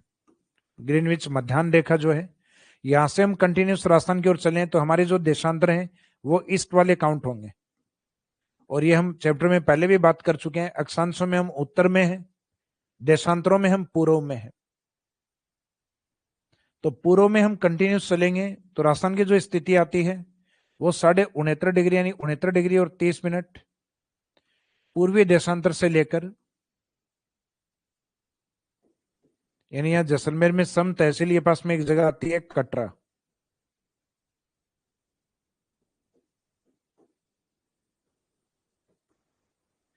सही शब्द वैसे ये करड़ा आता है। कटरा तो अपने जम्मू कश्मीर में है, लेकिन ज्योग्राफी में अपने कटरा लिखा हुआ है तो अपने को कटरा ही याद करना है। लेकिन नॉलेज अपने को होना चाहिए कि वास्तव में कटरा नहीं करड़ा है। तो आज नहीं तो कल या आने वाले किसी न किसी दिन ये स्थिति ठीक होगी। फिर यहां से हम स्टार्ट होते हैं 69 डिग्री 30 मिनट, और यहीं पे जैसलमेर का एरिया काफी बड़ा है, जैसे नॉर्थ और साउथ की तरफ। तो लगभग जो 17 डिग्री इसका जो राउंड फिगर है, यानी 69 डिग्री का आगे 70 डिग्री, तो ये जो 70 डिग्री जो ईस्टर्न लॉन्गिट्यूड आता है ये भी अपने जैसलमेर में ही आता है। तो ये कई बार पूछ लिया जाता है कि 17 डिग्री पूर्वी देशांतर राजस्थान के किस जिले से, तो जहां 69.5 है अप्रोक्सीमेट 17 डिग्री भी वहीं पर है, यानी ओनली जैसलमेर के अंदर ही है। और फिर इसके आगे कंटिन्यूस हम चलते रहे 71, 72, 73, तो राजस्थान के पूर्व तक पहुंचते पहुंचते अपने कितने देशांतर, 78 डिग्री और 17 मिनट ईस्टर्न लॉन्गिट्यूड अपने कंप्लीट हो जाते हैं, जो कि राजस्थान के कौन से जिले पर आता है, धौलपुर। और यहां पे एक स्थान आता है सिलाना, सिलाना या जिसको हम कहते हैं सिलावट विलेज। तो यहां सिलाना तक और इन दोनों स्थान यानी 69 डिग्री 30 मिनट कटरा या करड़ा से लेकर सिलाना धौलपुर के बीच की जो डिस्टेंस है वो अपनी अक्षांशीय दूरी से थोड़ी ज्यादा है। तो अभी मैंने आपको थोड़ी देर पहले अक्षांशीय दूरी बताई थी 826, या आती है 869, 869 किलोमीटर। तो इसको लिखने का तरीका भी अपना वही है, ताकि इजीली अपने को क्वेश्चन फॉर्मेट समझ में आ जाए कि देशांतर कितने डिग्री पर, इसमें कौन से स्थान से स्थान तक वो स्थान है, वो कौन से जिलों में है, और उनके बीच की जो डिस्टेंस या दूरी है वो कितनी है। तो देशांतर अभी मैंने आपको बताया था कि राजस्थान में 69 डिग्री 30 मिनट पूर्वी देशांतर से लेकर, यानी जो राजस्थान के पश्चिम में है यहाँ पर 69 डिग्री 30 मिनट पूर्वी देशांतर से लेकर 78 डिग्री और 17 मिनट पूर्वी देशांतर तक। फिर ये 69 डिग्री 30 मिनट ये जो स्थान आता है अपना, ये आता है पश्चिमी राजस्थान कटरा में, यानी जो करड़ा लोकेशन है सही में, डिस्ट्रिक्ट आता है जैसलमेर, ये सम तहसील में लगता है। और ये जैसलमेर राजस्थान के कौन से पार्ट को इंडिकेट करता है? पश्चिम को। तो इसका मीनिंग देशांतरों में जो दूरी आएगी वो आएगी पश्चिम और पूर्व की, जैसे अक्षांशों में आती है उत्तर और दक्षिण। तो इसका मीनिंग उत्तर दक्षिण किसके हैं? अक्षांश के, और पूर्व और पश्चिम है देशांतर के। तो राजस्थान का पश्चिमी जिला कौन सा है? जैसलमेर। पश्चिमी स्थान कौन सा है? कटरा। और पश्चिमी देशांतर कौन सा है? 69 डिग्री 30 मिनट पूर्वी देशांतर। यहां से लेकर राजस्थान 78 डिग्री 17 मिनट सिलाना विलेज तक, जो कि यहां सिलाना विलेज जो कि धौलपुर डिस्ट्रिक्ट में,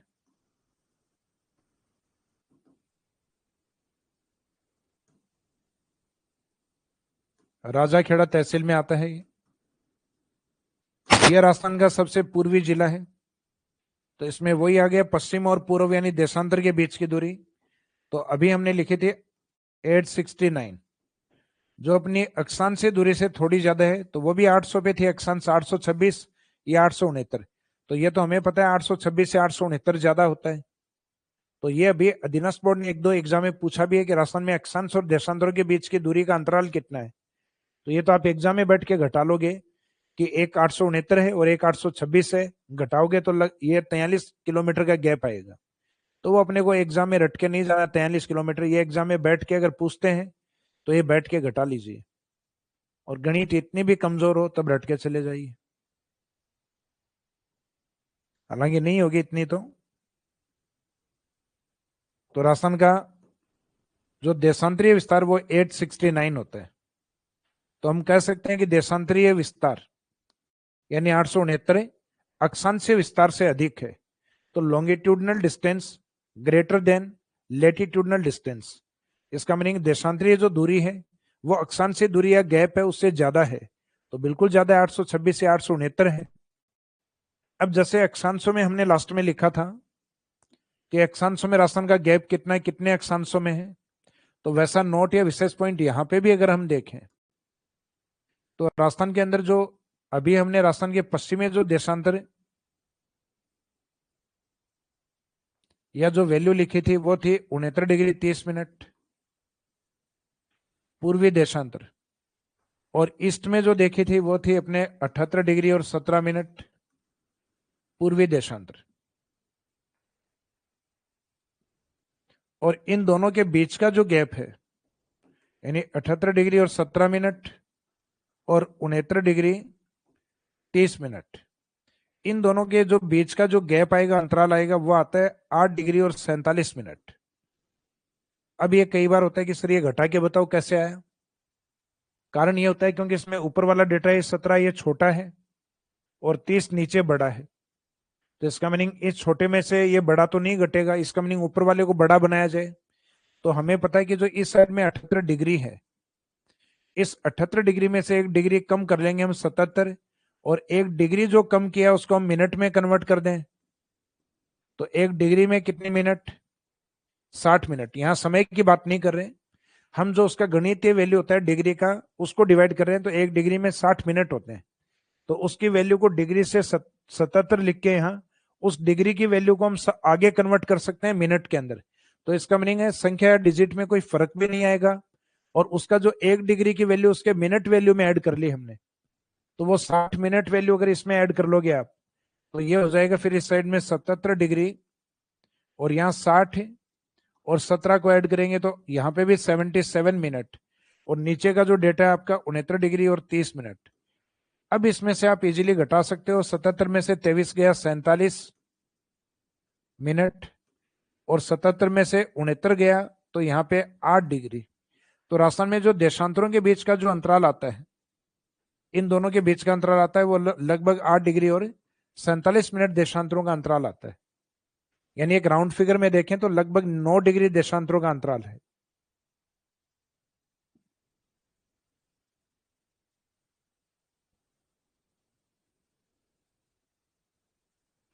संदीप चौधरी सर, ये आरएस मेंस के लिए यहां से कंप्लीट हो जाएगा। देखो ज्योग्राफी आप किसी भी एग्जाम में पढ़ो सेम है, सेम है, सिर्फ पुराने क्वेश्चन पेपर आप उसमें देख लेना डिस्क्रिप्टिव किस तरीके के क्वेश्चन पूछे गए हैं। बाकी सब्जेक्ट यहाँ कंप्लीट पूरा करवाया जाएगा, चाहे राजस्थान का कोई भी एग्जाम हो। इसका मीनिंग है कि राजस्थान ज्योग्राफी के अंदर आप जो कवर कर रहे हो उसमें चाहे भले ही आप कोई एग्जाम दो तो सारे कंप्लीट होंगे उसमें। हाँ, आरएस वाले में थोड़ा डिस्क्रिप्टिव मैटर होता है, डिटेल वाला होता है, तो मैटर सारा, लेकिन आपको क्वेश्चन पेपर है वो आरएस वाले आप टाइम टू टाइम निकालते रहो, ताकि आपको उस एग्जाम की अप्रोच का पता चले, एग्जामिनर की डिमांड क्या है वो पता चले आपको।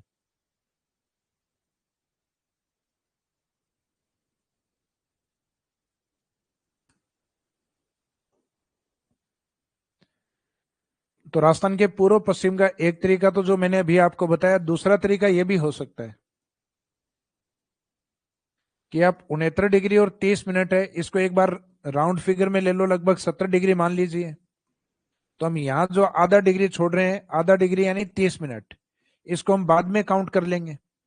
तो 17 डिग्री से अगर राजस्थान को माने तो 70 के ऊपर वैल्यू कितनी आती है, 78 डिग्री और 17 मिनट। तो ये 70 और 78 के बीच का गैप कितना हो गया, 8 डिग्री और 17 मिनट का गैप। लेकिन इसमें अभी ये 30 मिनट जो छोड़े हुए हैं वो भी ऐड करने अपने को। तो 70 डिग्री से ऊपर की जो वैल्यू है वो 8 डिग्री और 17 मिनट का गैप, और ये 30 मिनट वाला गैप और छोड़ा हुआ है। तो उस 30 मिनट वाले गैप को भी अगर हम ऐड करें तो इसका मीनिंग फिर वैल्यू आएगी अपने 8 डिग्री और 47 मिनट। तो ये आप ध्यान रखिएगा इसमें कि राजस्थान का जो देशांतरीय विस्तार है वो लगभग 9 डिग्री, या फिक्स डेटा के अकॉर्डिंग बात करें तो 8 डिग्री 47 मिनट। जो अक्षांशीय विस्तार जो आपका आ रहा था 7 डिग्री और 9 मिनट, जो हमने घटा के देखा था 30 और 23 वाले डेटा को, तो यहाँ 78 से 69 को हम घटाएंगे तो लगभग 8 डिग्री, और बाकी का जो गैप है वो 47 मिनट। तो यहां नोट के अंदर आपको जो लिखना है,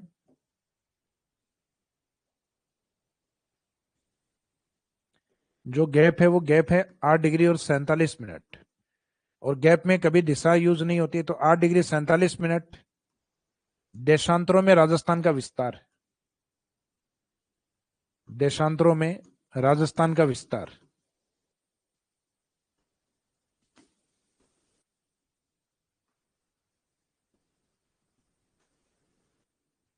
अब यहां कोई इंपोर्टेंट देशांतर यूज नहीं होता, जैसे राजस्थान में इंपोर्टेंट अक्षांश यूज होता है 23.5 डिग्री। तो पृथ्वी पे जो इंपोर्टेंट देशांतर हैं, जिसमें एक तो 0 डिग्री आता है ग्रीनविच, एक 180 डिग्री आता है, और एक भारत के अकॉर्डिंग देखें तो 82.5 डिग्री आता है।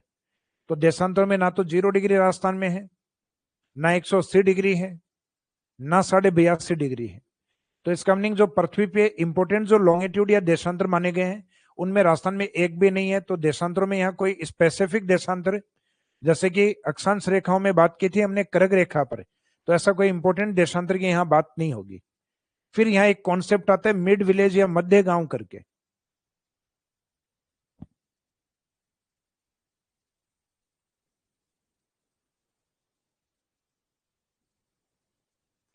तो यहाँ जो देशांतरों में राजस्थान का जो विस्तार है इतने में, तो ये तो फैक्ट है, तो रटना पड़ेगा। इसके बाद जो दूसरा कॉन्सेप्ट हम देख रहे हैं वो है मध्य विलेज, मध्य गांव। तो मध्य गांव कॉन्सेप्ट क्या है, तो मध्य गांव कॉन्सेप्ट में आपके जैसे फॉर एग्जांपल राजस्थान वाला जो पार्ट है, इस राजस्थान वाले पार्ट को अगर आप इस तरीके से डिवाइड करें अक्षांश के अकॉर्डिंग, तो ये राजस्थान के दो पार्ट हो गए, एक नॉर्थ में और एक साउथ में।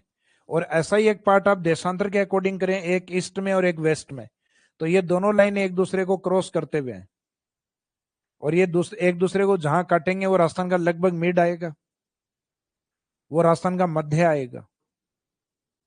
और ये राजस्थान का मिड या सेंटर अगर किसी सिटी में होता तो इस कॉन्सेप्ट को हम कहते हैं मिड सिटी, मध्य शहर।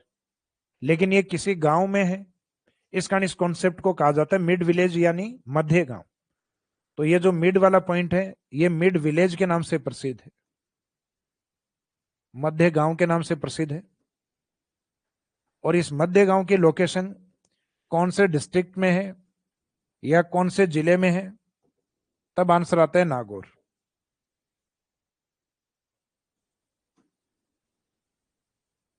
तो मिड किसी विलेज में है, वो विलेज कौन सा है, तो विलेज आता है लामपोलाई।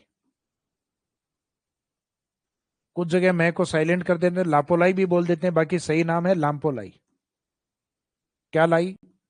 लाम्पो लाई।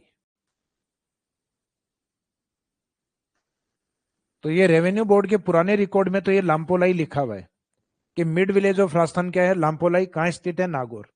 लेकिन अब आजकल जो सैटेलाइट या उपग्रह जो सर्वे हो रहे हैं उसमें और ज्यादा निकट डेटा आ रहे हैं, और वो और ज्यादा निकट डेटा है वो इससे लगभग 15-20 किलोमीटर के डिस्टेंस पे एक स्थान आता है गगराना।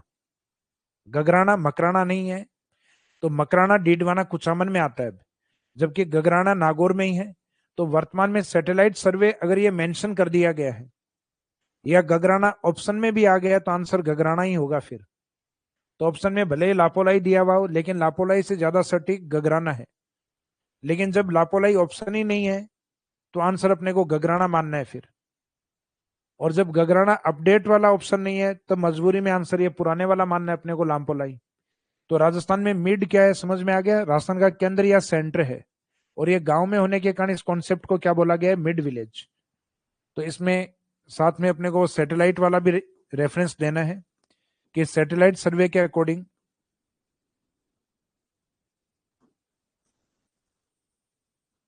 सैटेलाइट सर्वे के अनुसार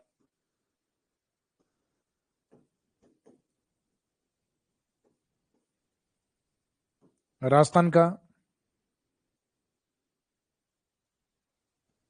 मध्य गांव, mid village of Rajasthan, according to satellite survey is गगराना।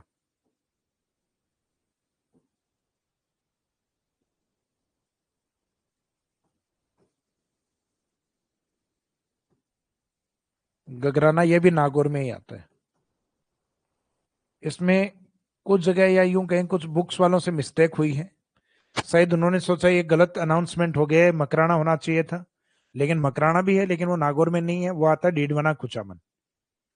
जैसे जनरली हम कहते हैं कि विश्व प्रसिद्ध मार्बल कहाँ का है, तो आपके तुरंत माइंड में आया होगा सर मकराना का। तो मकराना का नहीं है, इटली का, इटालियन मार्बल है। मकराना का है सफेद मार्बल। तो विश्व प्रसिद्ध सफेद मार्बल जहां का है मकराना का, वो मकराना अलग पॉइंट है, डीडवाना कुचामन। जबकि ये गगराना पॉइंट आएगा। तो यहाँ ये गगराना को याद रखिएगा आप।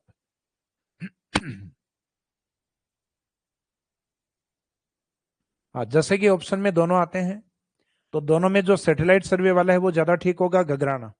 और गगराना ऑप्शन में ही नहीं आता, उस समय अपने आंसर रहेगा पुराने वाला आंसर लामपोलाई, क्योंकि गगराना ऑप्शन नहीं है। तो इसका मीनिंग इन दोनों में से अपने लिए ज्यादा इंपॉर्टेंट या जो ज्यादा करेक्ट होगा ये रहेगा। तो इसको राइट टिक कर लेना अपने। फिर देशांतर रेखाओं का अक्षांशों के अकॉर्डिंग देखें तो जैसे अक्षांशों का जो इंपॉर्टेंस है वो मुख्यतः टेम्परेचर को बताती हैं, और टेम्परेचर क्लाइमेट को बताता है, जलवायु को। तो अक्षांश रेखाएं हमारे लिए जलवायु रेखाएं थी। वैसे जो देशांतर रेखाएं होती हैं वो अपने देशांतर को, एक देशांतर को क्रॉस करने पे 4 मिनट का गैप आता है। तो ये मुख्यतः टाइम को बताती हैं देशांतर रेखाएं। और जैसे जैसे टाइम चेंज होता है वैसे वैसे डेट भी चेंज होती है। तो ये अपने आप में टाइम और डेट लाइन के रूप में डिफाइन होती हैं, यानी परिभाषित होती हैं। जबकि अक्षांश रेखाएं मुख्यतः जलवायु के रूप में जानी जाती हैं। तो देशांतर में अपने को अक्षांश में लास्ट पॉइंट जलवायु को लेकर लिखा था, देशांतर में लिखेंगे समय और तिथि को लेकर, टाइम और डेट को लेकर। तो जो longitude lines are known as time and date line, देशांतर रेखाओं को समय एवं तिथि रेखा कहा जाता है। तो इसमें लास्ट पॉइंट है, देशांतर रेखाओं को टाइम यानी समय एवं डेट यानी तिथि,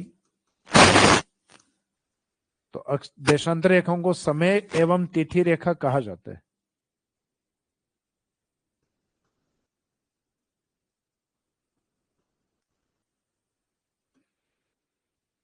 समय के अकॉर्डिंग इनकी वैल्यू आपको पता होनी चाहिए। जैसे 1 डिग्री देशांतर को अगर आपने क्रॉस किया है, पार किया है, तो इसका मीनिंग है समय कितना चेंज हो गया, 4 मिनट। लेकिन ये 4 मिनट आपको तभी बात करनी है जब 1 डिग्री देशांतर की बात हो। अक्षांश पे ये बात नहीं होती, क्योंकि अक्षांश कभी टाइम नहीं बताते। तो इसका मीनिंग 1 डिग्री के आगे देशांतर लिखा होना चाहिए, क्योंकि देशांतर ही अपने टाइम और डेट लाइन है। और फिर 1 डिग्री की बात नहीं हो कि इसका 60वां हिस्सा हो, यानी 1 डिग्री में अपने 60 मिनट होते हैं। तो यहां 60 मिनट की बात नहीं हो कि सिर्फ अगर 1 मिनट की बात हो, 1 मिनट देशांतर की, तो वो 1 मिनट लॉन्गिट्यूड या 1 मिनट देशांतर जो है उसकी वैल्यू होती है 4 सेकंड। तो ये ध्यान रखना कि जो बड़ी वैल्यू है डिग्री, तो उसमें 4 मिनट होंगे, और जो छोटी वैल्यू मिनट है उसमें 4 सेकंड रहेंगे। तो 1 degree longitude equal to 4 minute और 1 minute longitude equal to 4 second. तो मीनिंग है कि आपके यहाँ देशांतरों में कितना गैप है, वो गैप अगर डिग्री में आ रहा है तो 4 मिनट से गुणा कर दो, और वो गैप अगर मिनट देशांतर में आ रहा है तो मिनट देशांतर को 4 सेकंड से मल्टीपल कर दो, गुणा कर दो, उससे टाइम निकल आएगा। जैसे फॉर एग्जाम्पल, राजस्थान के पूर्व और राजस्थान के पश्चिम, इन दोनों के बीच में जो देशांतर है उनका गैप है 8 डिग्री और 47 मिनट, जो अभी हमने पॉइंट नंबर फर्स्ट में लिखा था। तो हमें पता है 1 डिग्री में अंतर कितना होता है, 4 मिनट समय का। तो 8 डिग्री में कितना अंतर होना चाहिए, तो 8 डिग्री को 4 मिनट से गुणा कर दीजिए, मल्टीपल कर दीजिए इससे। तो यहां तो आएगा 32 मिनट, 32 मिनट का अंतर। लेकिन अभी अपने पास कुछ मिनट देशांतर भी बचे हुए हैं, तो डिग्री वाले तो 4 मिनट से मल्टीपल हुए हैं, मिनट वाले किससे मल्टीपल होंगे, 4 सेकंड से। तो इसको 4 सेकंड से 47 को मल्टीपल करोगे तो डेटा आएगा अपने पास 188 सेकंड। अब 188 सेकंड को अगर हम मिनट में कन्वर्ट करें तो इससे अपने सामने आएंगे 3 मिनट और उसके ऊपर 8 सेकंड। तो डिग्री से अपने मिनट कितने निकले हुए थे, 32 मिनट, और ये मिनट देशांतर से मिनट कितने आए, 3 मिनट और 8 सेकंड। तो 32 और 3 को जैसे ही आप ऐड करोगे तो आंसर रहेगा 35 मिनट 8 सेकंड। क्योंकि ये जो मल्टीपल हम कर रहे हैं वो इस फॉर्मूले के आधार पे कर रहे हैं कि 1 डिग्री देशांतर का अंतर 4 मिनट का गैप लाता है। तो 1 डिग्री का गैप नहीं हो के 8 डिग्री का गैप हो तो 32 मिनट का फर्क, और फिर 1 मिनट देशांतर जो है वो 4 सेकंड का गैप लाता है।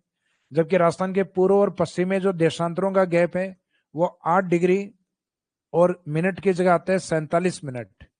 तो डिग्री वाला अंतराल है वो तो 4 मिनट से मल्टीपल होगा, और मिनट देशांतर वाला है वो मल्टीपल होगा 4 सेकंड। तो इस तरीके से राजस्थान के पूर्व यानी धौलपुर और राजस्थान के पश्चिम यानी कटरा जैसलमेर, इन दोनों पॉइंट के बीच में सूर्य उदय का अंतराल होता है वो 35 मिनट का होता है। अब अपने पूरे देश का समय एक ही है, जैसे अभी यहाँ 6 बजे हुए हैं या 7 बजे हुए हैं, तो अरुणाचल प्रदेश में भी सेम टाइम है। अगर अपने लद्दाख का जो टाइम है जो भी है 7 बजे हुए हैं, तो कन्याकुमारी का टाइम भी वही है। तो इसका मीनिंग है पूरे भारत का स्थानीय मानक समय लोकल टाइम एक ही होता है, लेकिन फर्क किस बात का होता है, सनराइज और सनसेट का होता है। जैसे राजस्थान का पूर्वी भाग धौलपुर है तो वो सूर्य के सामने पहले आएगा, और जैसलमेर का जो कटरा है पश्चिमी भाग, वो सूर्य के सामने लास्ट में आएगा। तो जो सूर्योदय के सामने यानी ईस्ट में जो पहले आया वहां सूर्योदय सुबह जल्दी होगा। तो जब 6 यहाँ बजे हुए हैं तो जैसलमेर की घड़ी में भी 6 ही बजे हुए हैं, लेकिन वहां सूर्य उदय नहीं हुआ है। तो वहां सूर्य उदय होने में लगभग 35 मिनट एक्स्ट्रा लगेंगे, लेकिन टाइम दोनों का सेम है। तो यहाँ सनराइज हो गया 6 बजे, तो जैसलमेर में वो सनराइज या सूर्य उदय होगा 6:35। और धौलपुर सूर्य के सामने पहले आता है तो पहले आगे निकल भी जाएगा ये। तो यहाँ सूर्य उदय अगर पहले हुआ तो सूर्यास्त भी पहले होगा। तो राजस्थान का पहला सनराइज और पहला सनसेट कौन देखता है, तो आंसर होता है धौलपुर। और राजस्थान के वेस्टर्न पॉइंट के ऊपर यानी पश्चिमी बिंदु पर सूर्य उदय कितने मिनट बाद होता है? तो 35 मिनट बाद में। तो अंतिम सूर्योदय और अंतिम सूर्यास्त होता है राजस्थान के पश्चिम में, कटरा अर्थात करड़ा के अंदर। तो ये एक टाइम वाला गैप आप याद रखना, ये कई बार जनरली पूछ लेते हैं। तो टाइम तो वैसे तो देखा जाए पूरे भारत का समय एक ही है, लेकिन फर्क सनराइज और सनसेट में आता है। तो ये सूर्य उदय या सूर्यास्त को लेकर अंतर पूछे तो ये लगभग आंसर 35 मिनट। वैसे तो 35 मिनट 8 सेकंड है, तो 35 मिनट कई बार एग्जाम में ऑप्शन नहीं होता, तो आंसर अपना 36 मिनट होता है। तो अपना ये जो पार्ट था इस चैप्टर का स्टार्टिंग वाला पार्ट,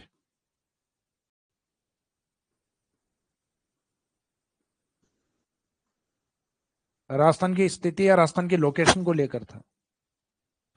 तो राजस्थान की लोकेशन या स्थिति कंप्लीट हो गई है, क्योंकि इसमें 2 पॉइंट अपने को कवर करने थे, एक तो लेटीट्यूड अक्षांश और दूसरा पॉइंट अपने को कवर करना था देशांतर। तो अब इसमें एक सेकंड पार्ट अपना बचा है, वो बचा है राजस्थान का विस्तार। विस्तार वाले पॉइंट में आपको स्टार्टिंग में भी बताया था, आज कल भी बताया था कि क्षेत्रफल, आकृति और सीमा, ये 3 पॉइंट इसमें कवर करते हैं। तो इस वाले पार्ट को हम स्टार्ट करेंगे कल। तो आज के इस सेशन को यहीं विराम देते हैं। Thank you.